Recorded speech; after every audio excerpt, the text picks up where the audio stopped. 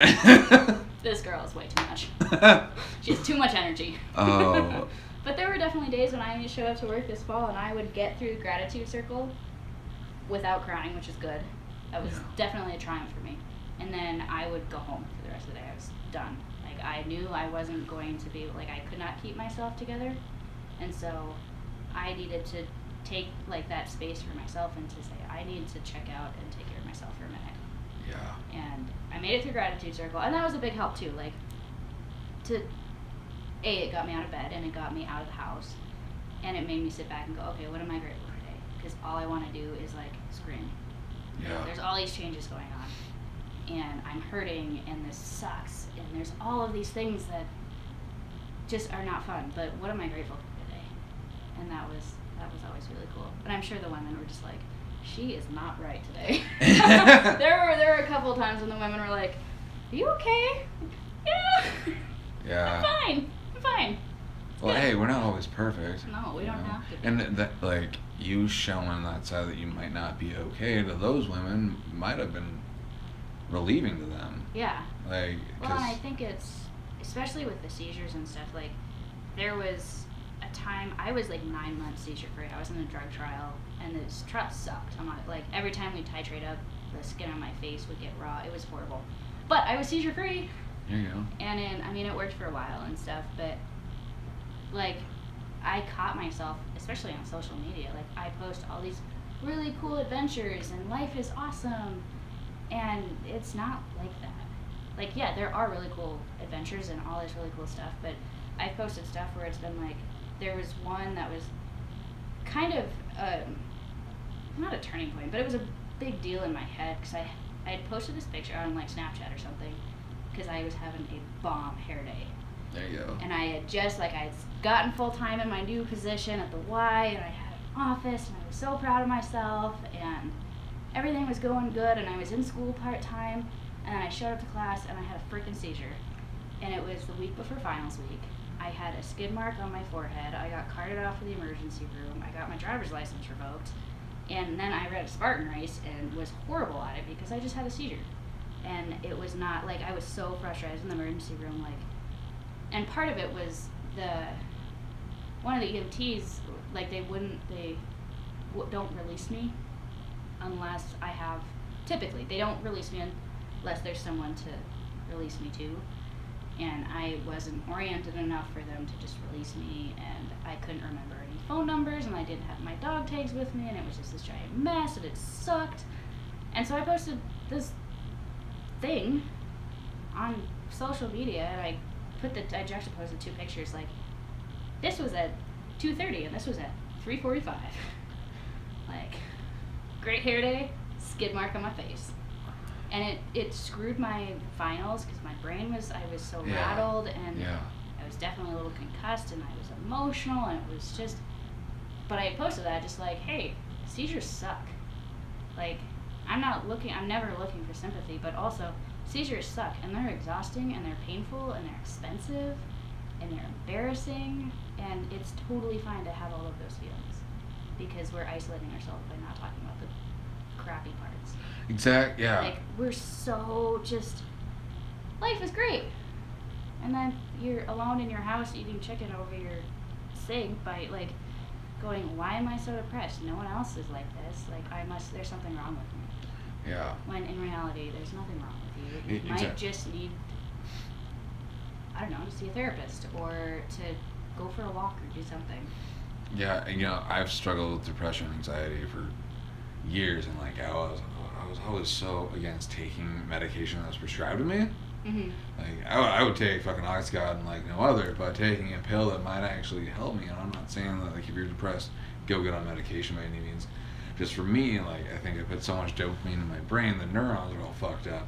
So now I have to have something to make him stable, and that's okay, but it took forever for me to, like, realize that. And my roommate at the time was a nurse, and he, like, explained that to me in a better way of what I just said, and I was like, holy shit, that makes sense. Like, okay, and now, like, and I was always against seeing a therapist, and people always suggested do something about this and about that, but I was just like, if I'm not, sticking a needle in my arm today, then I'll be okay. But really inside, I was just fucking dying. Yeah, and it's scary to be there too. When you get in those really dark holes, like logically you're like, I don't want to kill myself. But then you get in those really dark holes, and you might not want to end your life, but you want to end the pain that you're feeling. Yes. And you want to get rid of that because that's a horrible place to be. And then everything starts to get irrational from there. But when you're in the moment, it's not irrational. It's not like a cheap way out or anything. It's scary as hell to be there. Yeah. And so many people get to that place and they're so alone. And like there's all this stigma and shit out there too. And, like, unfortunately for some people, I am way too much of an open book sometimes. But like, here's my life story. Guy I just met. Yes, I can relate to that so much. My mentor he got it from somewhere about floodlighting people. Mm-hmm. And I'm just like, what do you mean by floodlight? Like, well, you get pulled over and that cop has that light right in your face? And I'm like, oh, okay, that makes sense. Like, on my first date or when I first meet someone, I don't have to tell you that I'm a fucking heroin addict or a recovering alcoholic or I'm depressed and codependent. But because it usually, like, scares people away. Like, they have to earn that trust. But also, like, I want to, like, eliminate the stigma, like, of the negative side of alcoholic, the negative side of depression. Like, especially everyone is just, God damn it, they always get offended. Yeah. Like, but, like, I think, well, now I just lost my train of thought. No. Oh, okay. Sorry. Fair enough. Like, it's okay that you don't like me, and it's okay that I don't like you. I obviously like you, but that's not. Anyways. But just because you like purple and I don't, or vice versa, like, that's okay. Like, you don't have to, like, ruin your life about it. Yeah. Just that healthy conversation, the conflict. And I am going way left field on where I was going with that, but like, we really isolate ourselves and we isolate other people. Like, it's okay.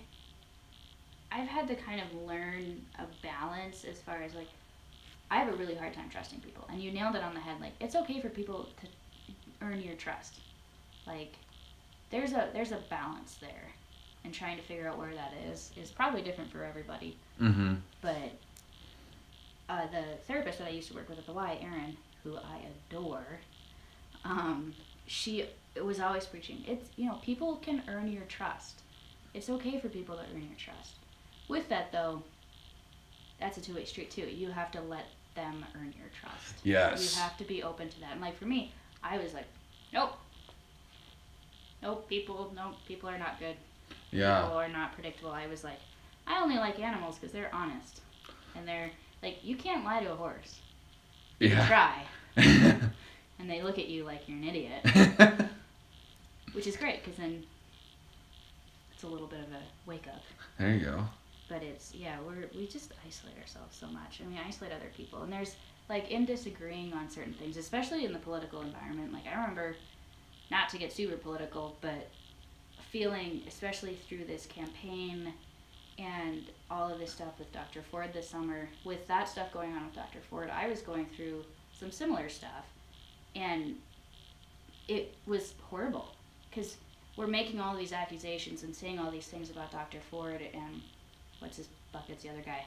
I wish I can't remember it. Anyway, like, when we get up and say, oh my gosh, you come forward and you're going to ruin this person's life and you're a whore and stuff, but then you're going through, like, there's all these other women that are going through very similar things. And when people are like, oh, well, I support victims, it's like, well, that dialogue is not supporting anyone. And you don't know, there are so many people out there, everyone's got a story, and you don't know what it is. Yes. And it was definitely tough to kind of come to terms with, okay, so I disagree with this person politically, but is my disagreement with them politically, or is it with their kind of view on life? Like, are they denying some of my core beliefs? Are they denying some of my core, like, values and stuff? Yeah.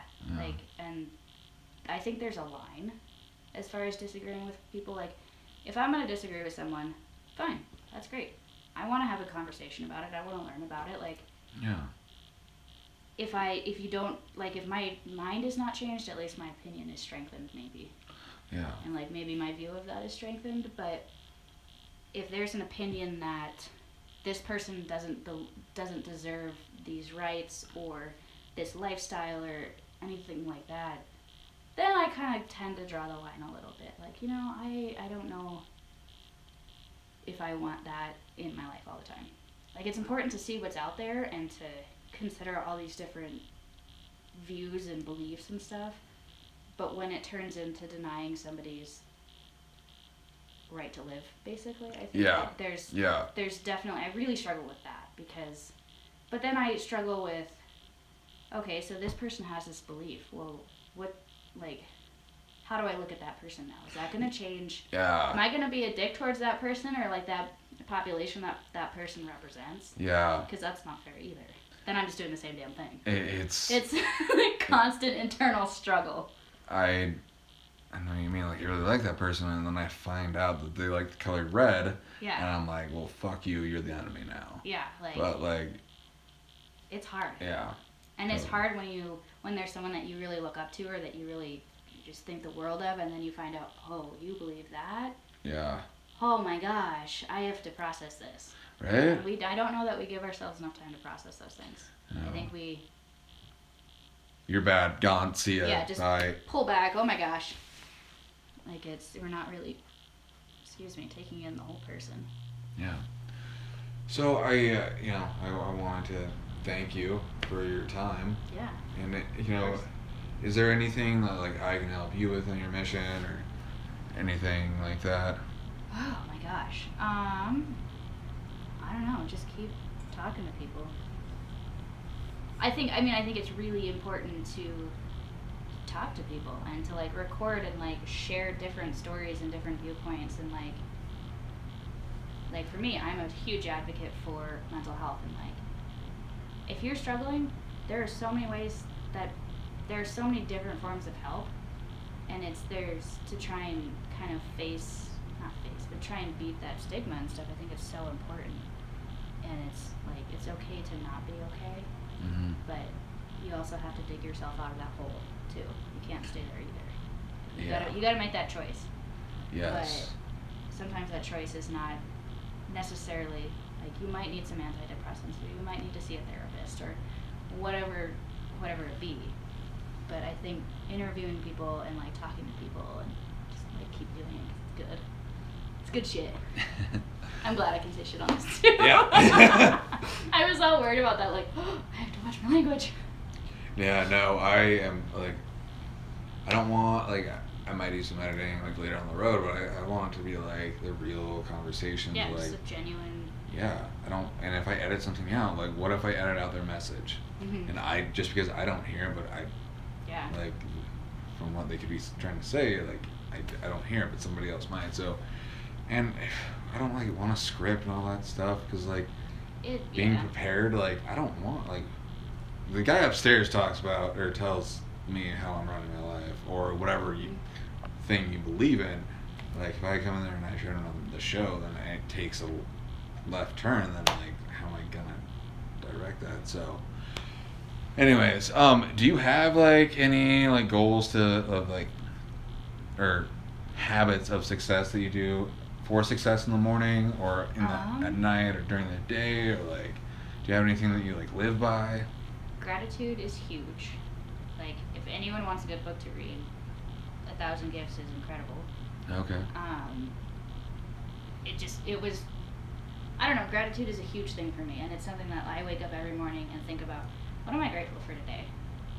Like, and kind of throughout the day, too. I keep a list of things that I'm grateful for, and it might just be like, I don't know, sitting in class and my coffee's really good today. Like, this is awesome coffee. Yeah. Or it could be like, holy smokes, I just drove through that snowstorm and I'm still alive. This is great. Right. Like, gratitude is such a mindset changer. I don't know if that's a word, but anyway. It can be today. It is now. Yeah, there we go. I don't know, gratitude is a huge thing in my life. It's changed everything for me.